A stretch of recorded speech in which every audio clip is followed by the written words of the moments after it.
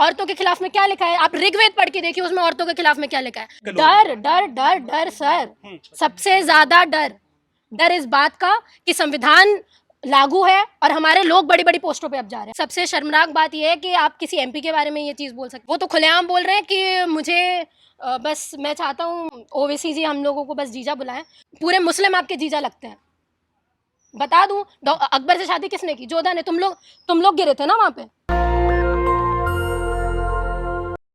औरतों के खिलाफ में क्या लिखा है? आप ऋग्वेद पढ़ के देखिए, उसमें औरतों के खिलाफ में क्या लिखा है। तो ये महिलाओं के विरोध बोलने वाले लोग हैं, ये शूद्रों के खिलाफ में बोलने वाले लोग हैं। ये बयान ऐसे ही देते रहेंगे। आपकी अकल की बात है, अगर आप में दिमाग होगे तो आप इन लोगों के पीछे नहीं भागोगे। लेकिन इन कथाओं में तो सब ज्यादा महिलाएं जाती हैं, डांस करती हैं, ताली बजाती हैं। ये बाबाओं के जो कथा जो स्थल पर, मैं आपको बताऊं, वैसे तो मैं खुद एक महिला हूं तो मुझे ये चीज़ बोलनी नहीं चाहिए, पर कोई भी धर्म, किसी भी परिवार में जो धर्म है वो सबसे ज़्यादा महिलाएं फॉलो करती हैं। अगर एक परिवार में कोई महिला पढ़ी लिखी हो और वो धर्म से रिलेटेड ना हो, है ना, वो पाखंड में विश्वास ना करती हो, तो उसका घर बहुत ज़्यादा फलता फूलता है। इसके पहले बाबा ने जो शंकराचार्य हैं उत्तराखंड ज्योतिर्पीठ के, शंकराचार्य बोल रहे हैं कि जो संविधान है ना, 2 भागों में बांटता है समाज को, आरक्षित और नॉन आरक्षित। वो समाज को बांटने की बात कर रहे हैं शंकराचार्य। मैं शंकराचार्य जी से बोलूँगी, सर जो आपका काम है ना, पहले तो वो करिए। हाँ, आपका काम सभा करने का है, आपका काम ये क्या बोलते हैं, अपने धर्म की बातें फैलाने का है, आप वो काम करिए। और अगर आप मुझे, क्योंकि जाहिर सी बात है अगर मैं ये चीज़ बोलूँगी तो वो मुझे बोलेंगे कि संविधान में हमें हक है, हम बोल सकते हैं, डेमोक्रेसी है। तो वही मैं आपको बता दूं, जिस संविधान के बलबूते पे आज आपको भी ये चीज़ बोलनी पड़ रही है कि हमें हक है, उस संविधान के बारे में अगर आप इतनी बुराई करते हैं तो आप समझिए सबसे पहले संविधान पढ़िए और मुझे बताइए।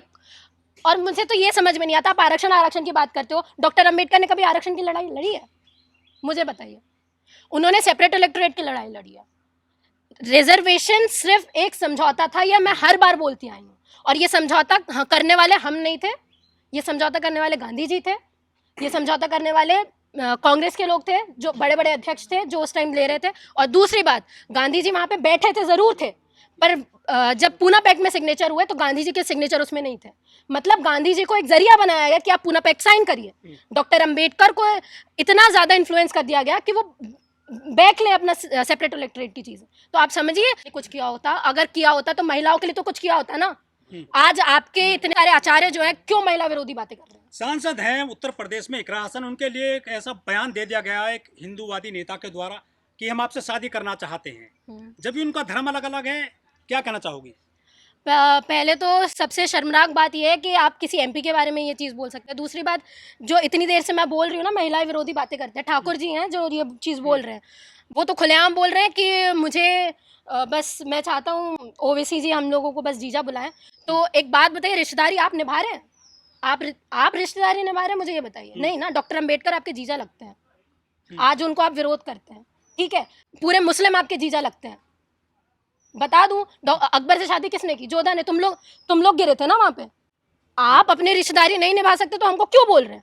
आज आप बोलो, जितने भी डॉक्टर अम्बेडकर की जितनी भी पीढ़ियां है, SC ST OBC सबको जीजा बोलो। तो आधी आबादी पे इतना हमला क्यों कर रहे हैं ये जो दबंग टाइप के लोग? डर डर डर डर सर, सबसे ज्यादा डर इस बात का कि संविधान लागू है और हमारे लोग बड़ी बड़ी पोस्टों पे अब जा रहे हैं। हमारे लोग IAS निकाल रहे हैं, हमारे लोग PCS निकाल रहे हैं, हमारे लोग यूनिवर्सिटी में आके सवाल कर रहे हैं।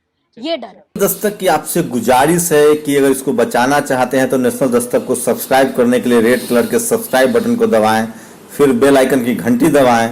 नेशनल दस्तक को बचाने के लिए बहुत जरूरी है कि हर खबर को शेयर करें, लाइक करें, कमेंट जरूर करें।